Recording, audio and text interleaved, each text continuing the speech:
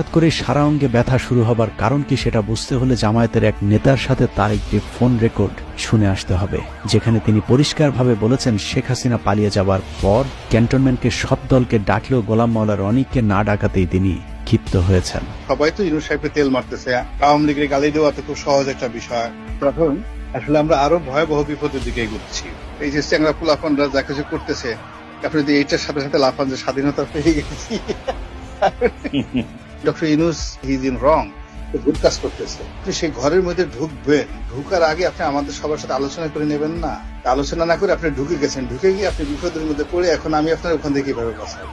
আপনি তো ঢুকে গেছেন। রনি ছাড়া সব দল ক্যান্টনমেন্টে মিটিং করাতে সব দলকেই তিনি বদদোয়া দিয়েছেন। পীরে গোলাম ময়লা জামায়াতের ওই নেতার সাথে ভবিষ্যৎবাণী করেছেন, যারা যারা সেদিন ক্যান্টনমেন্টে গিয়েছিল সবাইকেই নাকি ভারতের রোষানলে পড়তে হবে। যারা গেছে তারা সবাই দুর্ভোগ হবে, জামাত বর্ণ যারা, ইভেন